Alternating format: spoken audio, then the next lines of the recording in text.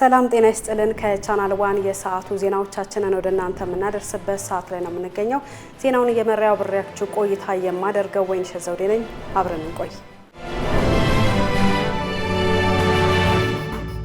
መንግስት የእርቅና የሰላም አማራጮችን በመከተል የሀገራችንን ሰላም አስተማማኝ ለማድረግ እየሰራ ነው ሲሉ ፕሬዝዳንት ታዬ አጽቀሥላሴ ተናገሩ። ፕሬዝዳንት ታዬ በስድስተኛው የህዝብ ተወካዮችና የፌዴሬሽን ምክር ቤት አምስተኛው የስራ ዘመን የ2018 ዓ.ም የጋራ የመክፈቻ ስነ ስርዓት ላይ የ2018 የመንግስት ዋና የእቅድ አቅጣጫዎች ላይ ንግግር አድርጓል። አናውል ተስፋ ተጨማሪ አለው።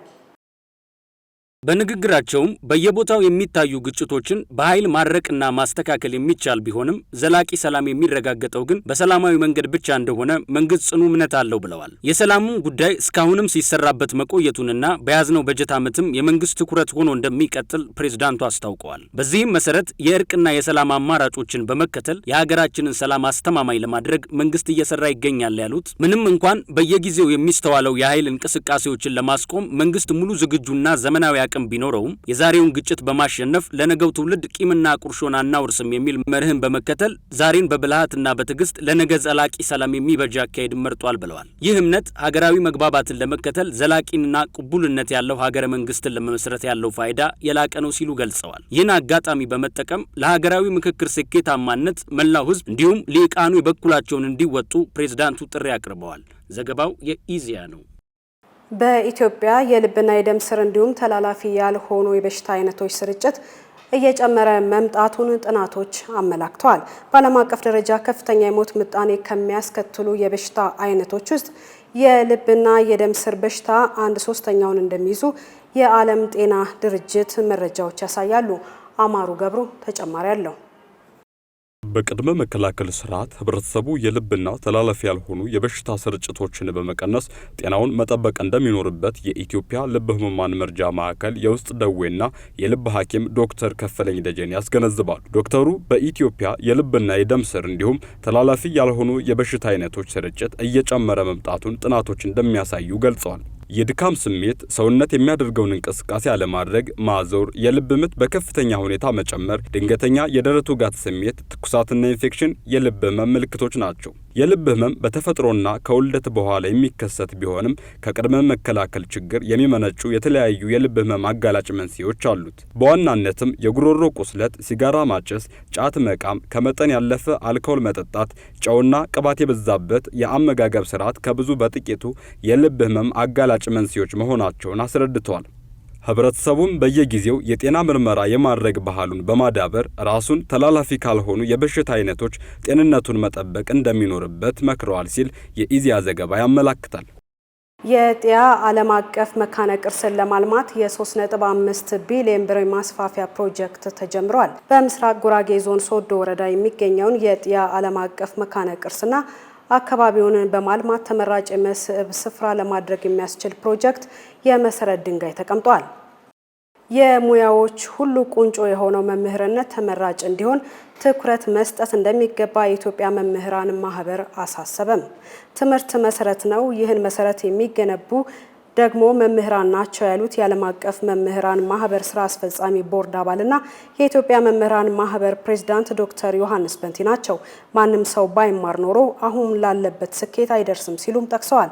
ለትምህርት ጥራትና ብቁ መምህራንነትን ለማፍራት ብሎም በሙያው ለማቆየት በሀገር አቀፍ ደረጃ መምህራንን የሚመሰገኑበት መድረክ በስፋት እንዲካሄድ ጠይቀዋል። የመምህራን ቀን ከዛሬ መስከረም 26 ቀን 2018 ዓ.ም ጀምሮ በአዳማ ሳይንስና ቴክኖሎጂ ዩኒቨርሲቲ እየተካሄደ ነው።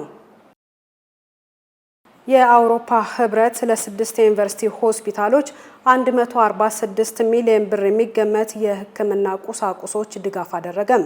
ድጋፉ ለህፃናት ሕክምና፣ ለማህፀንና ጽንስ፣ ለሰመመን ሕክምና፣ ለድንገተኛ እንዲሁም ለቀዶ ሕክምናና ለሌሎች ሕክምና አገልግሎቶች የሚውል ነው ተብሏል።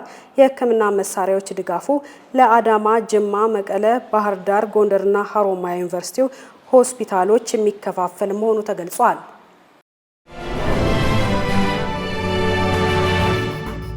ከቻናል ዋን ዜናዎቻችን እንደቀጠሉ ናቸው። አሁን ደግሞ ከባህር ማዶ ያገኘናቸው መረጃዎቻችንን ወደ እናንተ እናደርሳለን። የአውሮፓ ህብረት በራሱ ክልል ውስጥ አግዷቸው የነበሩ መርዛማ ጸረ ተባይ መድኃኒቶችን ወደ አፍሪካ በመላክ ድርብ መስፈርት እየተከተለ ነው ሲሉ የምዕራብ አፍሪካ ማዳበሪያ ማህበር ተወካይ ማሊክ ኒያንግ ተናገሩ። ለዝርዝሩ መሀል ይደመላሽ። በአውሮፓ ህብረት ከ2018 ጀምሮ የታገዱ ንብ ገዳይ ጸረ ተባይ መድኃኒቶችና መርዛማ አረም ማጥፊያ አሁንም ወደ አፍሪካ መላኩን የምዕራብ አፍሪካ ማዳበሪያ ማህበር ተወካይ ገልጸዋል። የአፍሪካ ሀገራት የአስመጪ ፈቃድ አሰጣጥ ሂደቶችን በተሻለ ሁኔታ በመቆጣጠር ራሳቸውን መከላከል መጀመራቸው ጥሩ መሆኑም ተጠቅሷል። በተለይም እንደ በሳህል የድርቅ መከላከል የሀገራት የጋራ ቋሚ ኮሚቴ ባሉ ድርጅቶች አማካኝነት አደገኛ ምርቶችን ለመከላከል የሚያስችሉ ደንቦች እየጠነከሩ መምጣታቸው መልካም ዜና መሆኑ ተገልጿል ሲል የዘገበው ስፑትኒክ ነው። አረጋውያን ጤናማ የእርጅና ዘመን እንዲኖራቸው አመጋገባቸውን እንዲያስተካክሉ የሰውነት እንቅስቃሴ እንዲያዘወትሩና በቂ እንቅልፍ እንዲተኙ ይመከራል። ሄሮዳይ ንጉሴ የዚህን ዜና ዝርዝር እንደሚከተለው ታቀርበዋለች።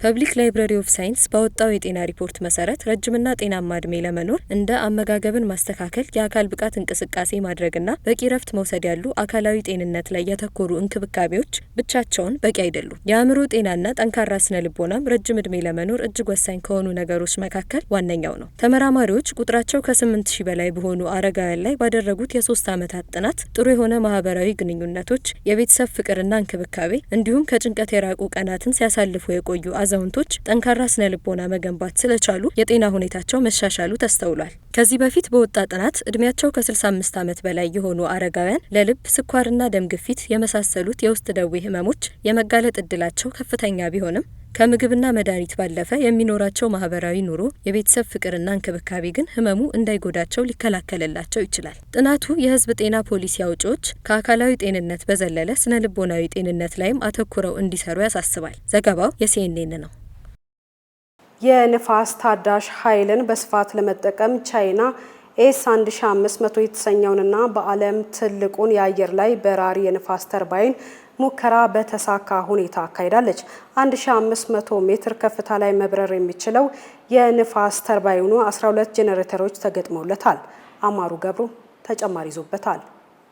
ኤስ1500 ተንሳፋፊ የንፋስ ተርባይን 13 ወለል ያለው ሲሆን የአንድ ህንፃ ከፍታ የሚያህል ቁመት ይዟል። 1500 ሜትር ከፍታ ላይ መብረር የሚችለው የንፋስ ተርባይኑ 12 ጄኔሬተሮች ተገጥመውለታል።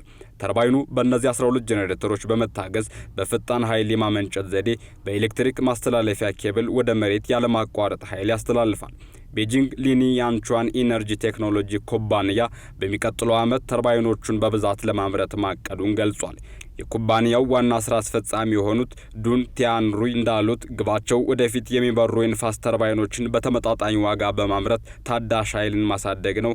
የንፋስ ታዳሽ ኃይልን በስፋት የምትጠቀመው ቻይና ይህንን ርካሽና ቀልጣፋ ለማድረግ በማሰብ በቀላሉ የሚንቀሳቀስና ብዙ የኤሌክትሪክ ኃይል የሚያመነጭ በዓለም ላይ ትልቁን የአየር በራሪ ንፋስ ተርባይን ሰርታለች። ሩዋንዳ ለጾታዊ ጥቃት ሰለባዎች ፍትህ ለመስጠት የአባትነት ማረጋገጫ ምርመራዎችን ልታስተዋውቅ ነው። ይህም ወደ ሰውነት በማይገቡ የሕክምና ሂደቶች እንደሚሰራም ተገልጿል። ጸጋኔ ተሰማ።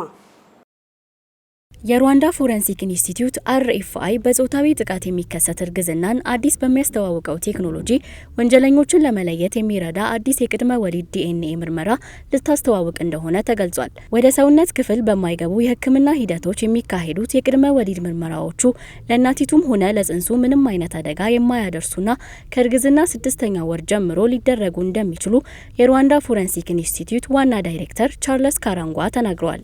መንግስት የምርመራ ሂደት ለማፋጠን በሩዋንዳ የምርመራ ቢሮ በኩል በወንጀል ጉዳዮች ጥቅም ላይ እንዲውሉ እንደሚያደርግ ገልጸዋል። የጽንሱን ዘረመል የያዘ የእናት የደም ናሙናና የአባት ከጉንጭ የሚወሰድ ናሙና በዘመናዊ ቴክኖሎጂ አማካኝነት ውጤቱን ለማነጻጸር ይከናወናል ሲሉ ዋና ዳይሬክተሩ አብራርተዋል ሲል ስፑትኒክ ኒውስ ዘግቧል።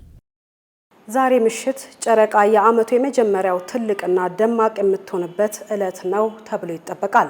ይህም ክስተት ሱፐር ሙን ተብሎ ይጠራል። ሙሉ ጨረቃ በምህዋሯ ወደ ምድር ስትቀርብ የሚከሰት ሲሆን ሰማዩ የጠራ ከሆነ በዓለም ላይ ያለ ማንኛውም ሰው ያለ ልዩ መሳሪያ ማየት ይችላል። የጥቅምት ወር ሱፐር ሙን በዚህ ዓመት ከሚታዩት ጊዜ ከ3ቱ ውስጥ የመጀመሪያው ነው። ከሚስቱ ጋር ለ20 ዓመታት አላወራም ያለው አባወራ የበርካቶችን ትኩረት ስቧል። ይህ ጃፓናዊ ከሚስቱ ጋር ባለመግባባት ከተጨቃጨቁ በኋላ ላለመነጋገር ወሰነ።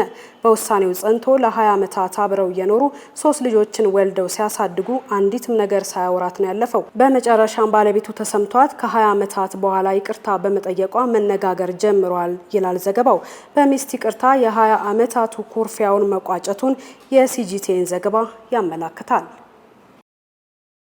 ሳይንቲስቶች ያልተለመደ ግብአትን ማለትም ጉንዳኖችን በመጠቀም አዲስ አይነት እርጎ መፍጠር ችለዋል።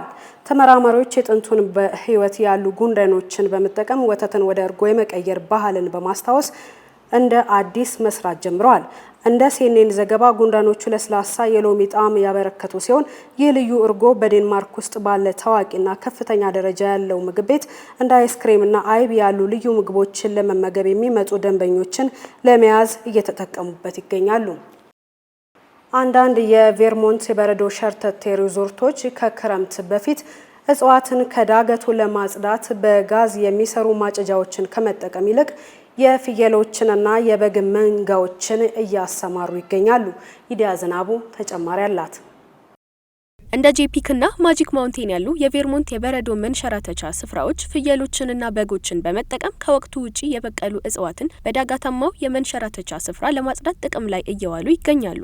በጄፒክ 150 የሚያህሉ የእንስሳት መንጋዎች በኬሚካል የእጽዋት ማጥፊያ ላይ ያለውን ጥገኝነት ለመቀነስ በ5 ሳምንታት ውስጥ 10 ሄክታር እጽዋት ያጸዳል ተብሎም ይጠበቃል። በአዳም ሪቺ የሚተዳደረው የክላውድ ብሩክ ግጦሽ እንስሳቱ እንዳይጠፉና ስለ አካባቢያቸው እንዲሁም ስለ ጤናቸው መረጃ እንዲሰጡ የማይታይ አንገት መቆጣጠሪያ ተደርጎላቸዋል። የካርቦን መጠንን፣ የመሬት መንሸራተትንና የውሃ ብክለትን ለመቀነስ እነዚህን በጎችና ፍየሎችን አገልግሎት ላይ ማዋሉ ትልቅ ጥቅም አለው። እንስሳቱ በዝግታ ቢሆንም የሚሰሩት ለ1 ሄክታር የሚወጣው ዋጋ ተመሳሳይ ነው። በጄፒክ የተሳካው የሙከራ ፕሮግራም በሌሎች የበረዶ መንሸራተቻ ሪዞርቶች ሊሰፋና ሊተገበር የሚችል ሞዴል ተደርጎም ይታያል። ዘገባው የአሶሺየትድ ፕሬስ ነው። በስራ ብዛት እንቅልፉን ያጣው ሰራተኛ ለመተኛት ካለው ፍላጎት የተነሳ ያደረገው ነገር አስገራሚና መነጋገሪያ ሆኗል። የስራ ጫናና የድካም ስሜትን ለመቋቋም ሲባል በአይን ሽፋሽፍት ላይ አይኖችን መሳል ወይም መለጠፍ በፊልሞችና በኮሜዲ ትዕይንቶች ላይ የተለመደ የቀልድ ተግባር ነው። ይህ ሰው ታዲያ በእውነተኛ የስራ ዓለም ይህን መሰል ተግባር መፈጸሙ ብዙዎችን አነጋግሯል። ግለሰቡ ስራ ላይ የሚገጥመውን የእንቅልፍ ፈተና ለመቋቋም በማሰብ የስራ ባልደረቦቹ እንዳያስተውሉትና ስራ ላይ ያለ እንዲመስል በአይን ሽፋሽፍቶቹ ላይ በትክክል የተከፈቱ አይኖችን ምስል በመሳል በእንቅልፍ ውስጥ ሆኖ ነቅቶ ለመታየት ሞክሯል ነው የተባለው። የዚህን ግለሰብ ድርጊት የተመለከቱ አንዳንዶች የፈጠራ ጥግ ነው ሲሉት፣ ሌሎች ደግሞ የስራ ስነ ምግባር የጎደለው ድርጊትና ከእብደት የማይተናነስ ነው በማለት ተችተውታል። ዘገባው የኢንዲያን ፕላስ ነው።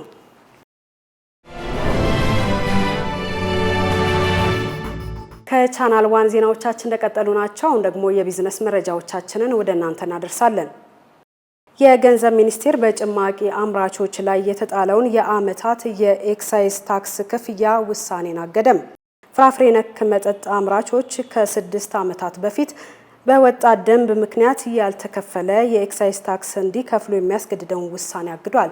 ለእነዚህና ለሌሎች የቢዝነስ መረጃዎች መሀል ይደመላሽ። ይህ ውሳኔ የተሰጠው የኢትዮጵያ ምግብና መድኃኒት ባለስልጣን የታሸገ መጠጥ ፍራፍሬ ጭማቂ ተብሎ እንዲታሰብ ቢያንስ 30 በመቶ የፍራፍሬ ይዘት ሊኖረው ይገባል የሚል ማብራሪያ ከሰጠ በኋላ የገቢዎች ሚኒስቴር ይህንን መስፈርት አያሟሉም ያላቸውን አምራቾች የ4 ዓመት የኋላ ታክስ እንዲከፍሉ አስገድዶ ነበር።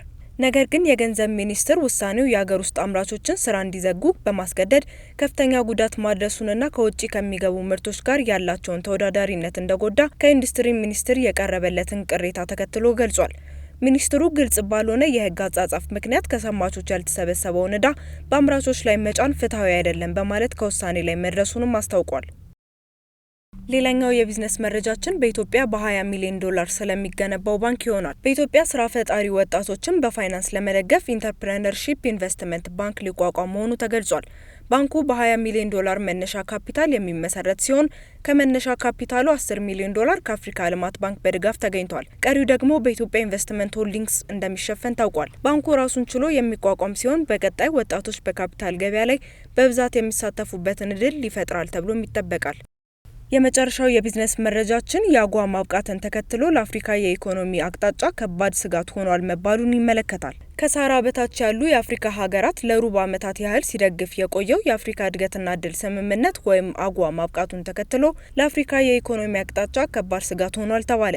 በተለይም ልብስ ስፌት፣ የግብርናና የምግብ ምርቶችን የሚያካትቱ ቀላል አምራች ኢንዱስትሪዎች ወደ አሜሪካ ገበያ የሚያገኙት መዳረሻ እየጠበበ በመምጣት ከአጓ ውጪ የሚላኩ ምርቶች ላይ የሚጣለው ቀረጥ በነዳጅና በማዕድናት ላይ ከሚጣለው ከ2 እስከ 3 እጥፍ ሊበልጥ ይችላል ተብሏል። ይህ ፕሮግራም ካልታደሰ በ32 የአፍሪካ ሀገራት ላይ የጉምሩክ ቀረጥ ጭማሪ ሊፈጥር እንደሚችልም ይገመታል ሲል የዘገበው ካፒታል ጋዜጣ ነው።